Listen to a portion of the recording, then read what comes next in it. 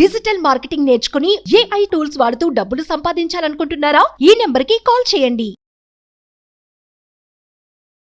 Hi viewers, India's largest digital media network Suman టీవీకి స్వాగతం. ప్రస్తుతం మనతో ఉన్నారు mind money psychology and Vedic Mahavastu doctor BVSS Reddy గారు. నమస్తే సార్. శివోం అండి. మామూలుగా లా ఆఫ్ అట్రాక్షన్ గురించి మీరు ఎక్కువగా చెప్తూ ఉంటారు, బట్ అది నమ్మాలి అంటే చాలామంది నమ్మరు. ఎందుకు నమ్మాలి అని అంటూ ఉంటారు. ఎందుకు నమ్మాలి, ఎందుకు నమ్మటం లేదు? శివోం Srimannarayana. Welcome to my home lucky home Vedic Mahavastu and money sutra. ఇక్కడ లా ఆఫ్ అట్రాక్షన్ అనేది భూమి మీద ఉన్న అన్ని లాస్లో ఇదొక లా. లా అంటే ఏంటి? చట్టం అని అంటే అది ఎలా జరగాలో అలాగే జరగాలి అనేది కొన్ని రూల్స్ రెగ్యులేషన్స్ ఉంటాయి. లా ఆఫ్ గ్రావిటీ ఉంది. గ్రావిటీ అని అంటే ఏదైనా వస్తువును మనము భూమి మీద నుంచి కొంత ఎత్తువు నుంచి వదిలేస్తే అది భూమి ఆకర్షిస్తుంది.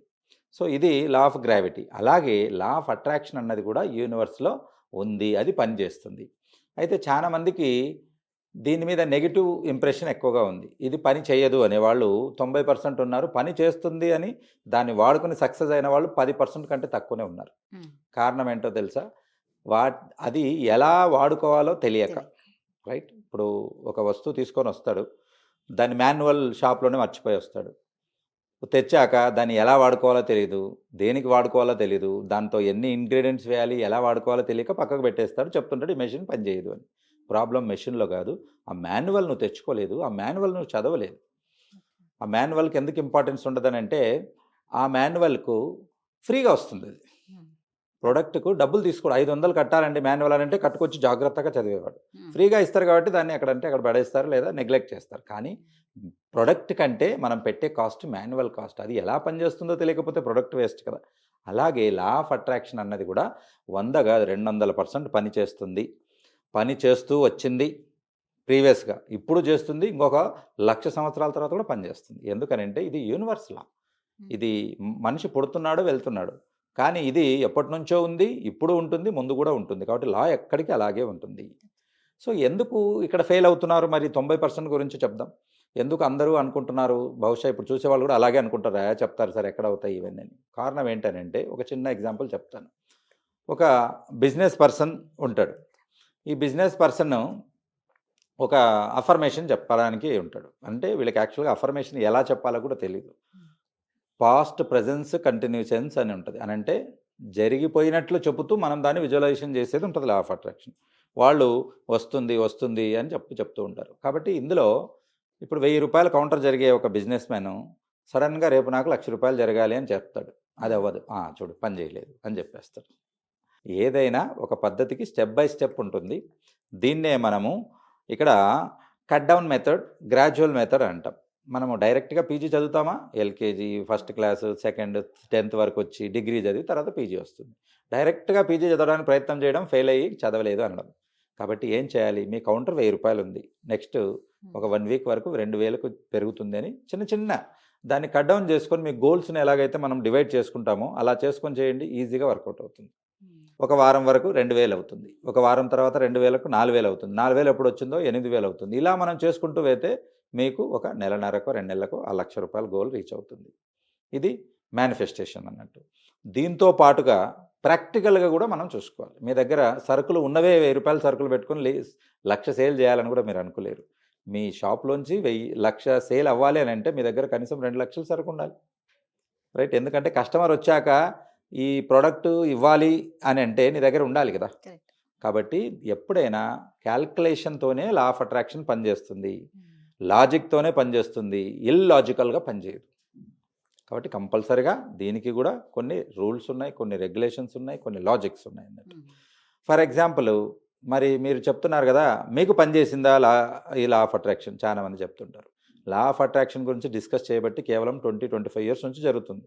NLP అనే ప్రోగ్రామ్ ద్వారా అన్ని తీసుకొని వచ్చారు. కానీ ఇది తెలియకముందు కొన్ని వేల సంవత్సరాల నుంచే మనకు యద్భావం తద్భవతి అని భగవద్గీతలో చెప్పి ఉన్నారు. మీరు ఏది అనుకుంటారో అది జరుగుతుంది. నాకు బలమైన కొడుకు పుడతాడని ఒక తల్లి అనుకుంటే బలమైన కొడుకు పుడతాడు, నాకు ఒక రాక్షసుడు పుడతాడు అని తల్లి అనుకుంటే రాక్షసుడే పుడతాడు. రైట్. ఇది మనకు చరిత్ర కూడా చెబుతుంది.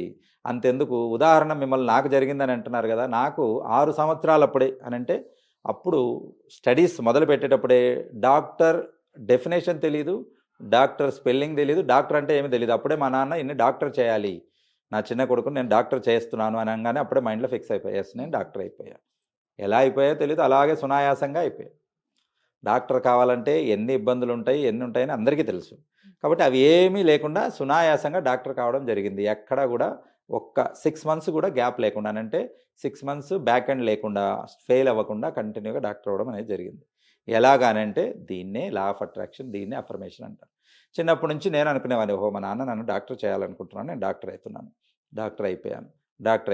అప్పటి నుంచే వాళ్ళకు మాకు అంటే పడుకోబెట్టే, అందరు పడుకోండి, నేను డాక్టర్ మీకు చెక్ చేస్తాను, అందరూ లైన్లో రండి అని అలాంటి చెప్పి ఆటలు కూడా అవే.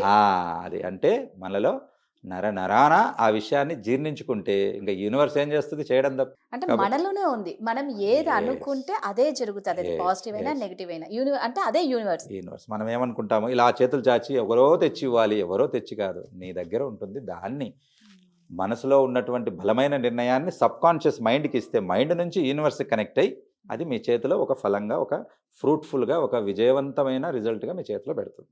సో దానికి ప్రత్యక్ష ఉదాహరణ నేనే మీ ముందు ఉన్నాను. కానీ అంటే మామూలుగా అంటున్నానండి, కొంతమంది ఎలా ఉంటారంటే మేము ఏది అనుకుంటే అది నెగిటివ్ అయిపోతుంది, ఏది పాజిటివ్ అంటే ఏదో ఇది నేను సాధిస్తా అని అనుకుంటూ చేసేవాళ్ళు ఉన్నారు. బట్ అక్కడ వాళ్ళు ఫెయిల్యూర్ చూస్తూ ఉంటారు. అందుకు వాళ్ళకి అక్కడ పాజిటివ్ అనుకుంటే నెగిటివ్ జరుగుతుంది కాబట్టి ఇది జరగదు అని అనుకుంటేనే మాకు జరుగుతుంది అనే వాళ్ళు కూడా ఉంటారు. వీళ్ళకి ఏంటంటే ఫస్ట్ వీళ్ళకి ఫెయిల్యూర్ భయం ఎక్కువగా ఉంటుంది. నేను 90% ఎందుకు సక్సెస్ కాలేకపోతారని చెప్పాను కదా, ఈ 90% కోటాలోకి వస్తారు వీళ్ళు. ఏంటనంటే ఇప్పుడు 1,00,000 రూపాయలు కావాలి, ఎలా వస్తుంది 1,00,000? మన షాప్ ఇంత చిన్నగా అయితే రోజు 10 మంది వస్తున్నారు, వాళ్ళు తలా 100 తీసుకుంటే 1000 వస్తుంది. 1,00,000 కావాలంటే 100 మంది రావాలి కదా, ఎలా వస్తారు అని ముందు మనమే క్వశ్చన్ వేసుకుంటాం. అది నీ పని కాదు, నువ్వు పాస్ ఆన్ చేయాలి. ఎంతవరకు అయితే ఎలా అని నువ్వు క్వశ్చన్ మార్క్ పెట్టుకుంటావో అప్పటికి ఎప్పుడు నీ వర్క్ జరగదు. మీకు ఒక చిన్న ఇమేజ్ చూపిస్తాను. ఇది ఇప్పుడు మీరు చూస్తున్నది క్వశ్చన్ మార్క్.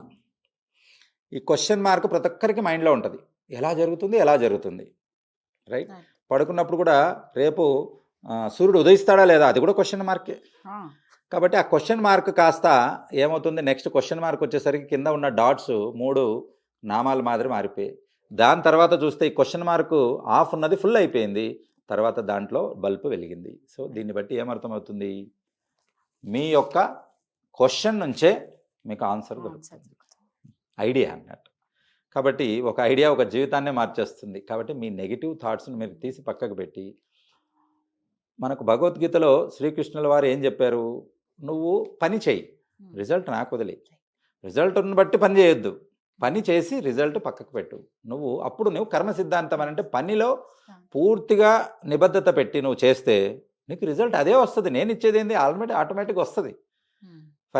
చాలా మంది ఉన్నారు, కొంతమంది అసలు దేవుణ్ణే నమ్మరు. మరి వాళ్ళు ఎలాగా అని అనుకుంటారు చాలామంది. వాళ్ళు దేవుణ్ణి నమ్మడం లేదు, కానీ దేవుడు ఏం చెప్పారో అది చేస్తారు. ఇప్పుడు ఇందాకే చెప్పాను నేను, దేవుడు ఏం చెప్తారు, వర్క్ ఈజ్ వర్షిప్, మీ ధర్మాన్ని పాటించండి అంటాడు. ఒక డాక్టరు ఆయన ధర్మం ఏంటి, పేషెంట్లకు ట్రీట్మెంట్ ఇవ్వాలి. ఒక కార్పెంటరు ఆయన ధర్మం ఏంటి, ఆయన పని ఆయన చేయాలి. ఆ పనిలో నిబద్ధత పెట్టి పర్ఫెక్ట్గా ఇస్తే ఆటోమేటిక్గా డబ్బు వస్తుంది. నాకు డబ్బు కావాలని డబ్బును చూస్తున్న పని చేస్తే ఆ పని చెడిపోతే ఇచ్చిన డబ్బు కాస్త వచ్చి 4 దెబ్బలు వేసిపోతారు. ఏంట్రా నేను ఇచ్చిన ఆర్డర్ ఏంటి, నువ్వు చేసింది ఏంటి అని. అందుకే ఒక కళాకారుడు ఒక పని మీద నిమగ్నం పెడితే అది పూర్తి అయ్యేంత వరకు దాని మీదే పెడతాడు. అదే దైవం. చాలా మంది అంటారు నాస్తికులం మేము దేవుణ్ణి నమ్మమని. అరే అందరికన్నా ఎక్కువ నమ్మేది మీరేనయ్యా నాస్తికులే. ఎందుకో చెప్తాను. దేవుణ్ణి నమ్మేవాడు ఒక రోజంతా ఒక 4 సార్లు 3 సార్లు దేవుని తలుచుకుంటాడు. దేవుణ్ణి నమ్మనివాడు ప్రతి క్షణం తలుచుకుంటాడు, లేదు దేవుడు లేడు అని దేవుణ్ణి తలుచుకుంటారు. అందుకు సక్సెస్ వస్తారు. అది వాళ్ళకి తెలియదు. కాబట్టి సింపుల్ లాజిక్ అన్నట్టు. కాబట్టి దేవుడు లేడు అని నిరూపించడానికి ప్రతి దాంట్లో వాళ్ళు ముందు వస్తారు. దేవుడే లేడు అని దేవుడి గురించే చెప్తుంటారు. కనీసం ఆస్తికులు కూడా అంత చెప్పరు, నమ్మేవాడు కూడా. సో ఇక్కడ ఫెయిల్ అవ్వడానికి కారణం నేను ఇది చెప్పాను, క్వశ్చన్ మార్క్ తీసేసేయండి. క్వశ్చన్ మార్క్ని మీరు సక్సెస్గా మార్చుకోవడానికే మనకి ఇక్కడ మనోవాంఛిత సంకల్ప క్రియ అని మనం పెట్టడం జరిగింది క్లాసెస్లో. అంటే మన మనోవాంఛిత అంటే మన మనసులో ఉన్న సంకల్ప క్రియ ఎలా చేయాలి, దానికి group meditation, power money meditation ఉన్నాయి మనకు. అంటే మీ లక్ష్యాన్ని చేరుకోవడానికి ఒకరే కాకుండా గ్రూప్ మెడిటేషన్స్ కూడా చాలా బాగా వర్కౌట్ అవుతాయి. గ్రూప్ మెడిటేషన్స్ ఒకరు కాకుండా ఒకటేసారి మనం చేయడం జరిగింది. ఇంతకుముందు మనం సుమన్ టీవీలో 2-3 సార్లు కండక్ట్ చేసాము. కొన్ని వేల మంది వచ్చారు. దాంట్లో వండర్ఫుల్గా రిజల్ట్స్ కూడా వచ్చాయి. ఇలాగే ఇంకొక చిన్న ఎగ్జాంపుల్ చెప్తాను. ఇప్పుడు స్టూడెంట్స్ ఇప్పుడు వాడు 50% ఉంటాడు, నేను 99% తెచ్చుకోవాలి అంటాడు. చూడు వాళ్ళ ఆఫ్ అట్రాక్షన్ పని చేయలేదు. నేనేమో రాత్రి మేనిఫెస్ట్ చేసా, పొద్దునకి రాలేదంటే పొద్దునకి ఎలా వస్తుంది? నువ్వు ఎగ్జామ్స్ నీకు ఉన్నాయంటే అక్కడ 1 ఇయర్ ముందు నుంచే నీ మేనిఫెస్టేషన్ మొదలవ్వాలి. 60% నుంచి 99%కి జంప్ అవ్వకూడదు. 70కి రావాలి, 80కి రావాలి, స్టెప్ 90కి బై రావాలి. స్టెప్ ఏదైనా గ్రోత్. వెళ్ళాలి. దానికి చేయాలంటే ఏం చేయాలి? మీకు స్కూల్లో మంత్లీ టెస్ట్ పెడతారు, మంత్లీ టెస్ట్లో ఇంప్రూవ్ తెచ్చుకోవాలి. తర్వాత క్వార్టర్లీ టెస్ట్ పెడతారు 3 నెలలకు ఒకసారి, దాంట్లో రాసి ఇంప్రూవ్ చేసుకోవాలి. హాఫ్ ఇయర్లీ పెడతారు 6 మంత్స్కి ఒకసారి, దాంట్లో రాయాలి. Next final exam. ఇలా నువ్వు రాస్తూ పోతే ఫైనల్గా సక్సెస్ అవుతావు. మరి ఇదే మనం చెప్పేది ఏమైనా అఫర్మేషన్ అంటే. అఫర్మేషన్ అని అంటే మనం ఒకటే విషయాన్ని పదే చెబుతూ పోతే మన మైండ్ ఫిక్స్ అయిపోతుంది. ఎలాగైతే నేను డాక్టర్ అంటే డాక్టర్ ఫిక్స్ అయ్యారో, అలా మీరు యాక్టర్ కావచ్చు, ఒక బిజినెస్ మ్యాన్ కావచ్చు, ఒక ఐఏఎస్ కావచ్చు, ఏదైనా కానీ మీ మైండ్లో ఫిక్స్ అవ్వాలి. ఇటువంటి ఉదాహరణలు కోకొల్లలు ఉంటాయి, కానీ అది 10% మాత్రమే. 90% జనాలు ఇంకా నమ్మట్లేదు. నమ్మాలి అంటే మీరు కంపల్సరిగా మనోవాంఛిత సంకల్పక్రియ పెట్టుకోవాలి. ఒకప్పుడు తెలియకపోవడం అనేది తప్పు ఉంది, ఇప్పుడు తెలిసింది. తెలిసాక దానికి ఒక ప్రోగ్రాం ఉందని చెప్పాక దాన్ని మీరు వాడుకుని అటెండ్ అయ్యి మీ జీవితంలో ఉన్నత లక్ష్యాలను చేరుకున్నట్లయితే అప్పుడు మీ జీవితం సార్థకమవుతుంది. మీ లక్ష్యాలు ఈ మనోవాంఛిత సంకల్పక్రియ ద్వారా అందరికీ నెరవేరుతాయి. శివోం. Thank you so much. Suman టీవీలో మీ పర్సనల్ అండ్ బిజినెస్ ప్రమోషన్స్ కోసం కింది నెంబర్కి కాంటాక్ట్ చేయండి.